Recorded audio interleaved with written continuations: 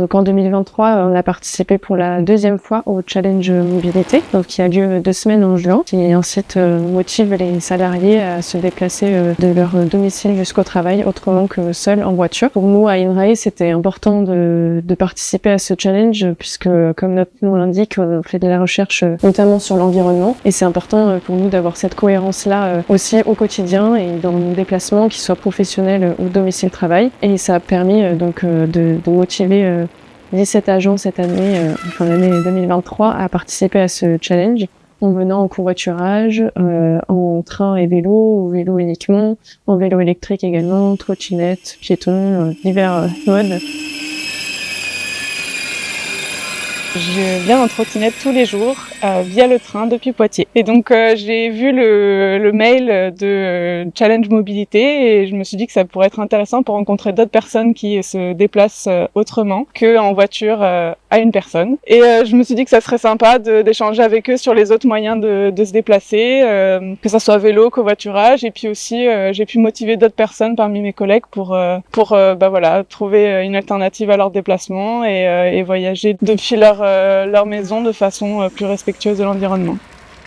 Pendant ce challenge, pour motiver les salariés à participer et à rester motivés pendant les 2 semaines, j'avais proposé des animations, donc notamment un atelier de réparation de vélos où j'ai fait appel à un prestataire qui s'est rendu sur site, qui a réparé donc une quinzaine de vélos des agents, mais aussi des vélos de service des unités. J'ai également tenu un stand à la sortie de la cantine sur le code de la route à vélo, les équipements de sécurité à avoir, et sur l'éco-conduite et les règles du covoiturage. Comme on est dans un territoire rural, c'est vrai qu'on n'a pas de pistes cyclables, pas d'aménagement adapté pour l'instant.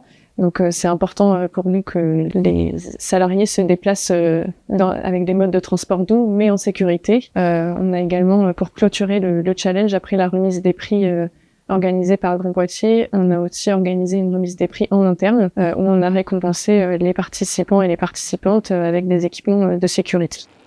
J'ai souhaité participer au challenge que nous a proposé notre responsable RSE, Madeleine, qui nous a incité à reprendre des habitudes plus éco-responsables, on va dire. Donc reprendre le trajet en vélo. J'habite pas très loin, mais il a fallu me remotiver un petit peu. Donc le challenge, ça a permis d'être un petit coup de boost pour me relancer sur les trajets vélo aller-retour.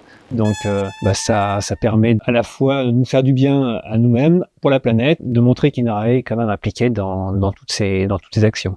Pour motiver des salariés qui n'ont pas l'habitude d'utiliser des modes de transport plus doux et durables au quotidien, je suis allée interroger des agents qui ont l'habitude de se rendre, d'utiliser ce type de mode de transport pour qu'eux-mêmes aillent voir d'autres agents, leur partager leur expérience, leur savoir-faire également, et ainsi que certains agents puissent tester en fait ces modes de transport, même si c'est juste pendant 2 semaines, de le tester et ensuite l'adopter, on espère, tout au long de l'année. Le challenge, pour moi, c'était intéressant d'y participer parce que je covoiture depuis le début que je travaille à INRAE et l'inscription d'INRAE à ce challenge permet de mettre en place des ateliers différents sur le centre et une émulation entre agents. Le challenge sur le centre, c'était important pour le covoiturage et ça a permis aussi à des agents venant de Poitiers comme moi de rejoindre notre groupe de covoiturage et de mettre en place de façon plus systématique le covoiturage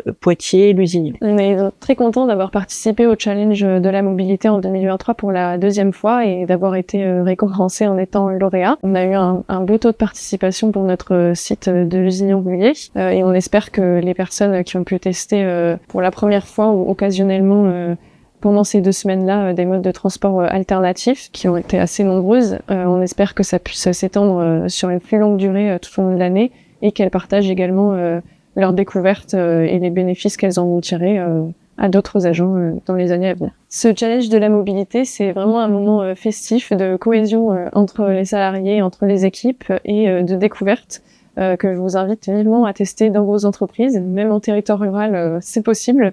Donc c'est parti pour 2024.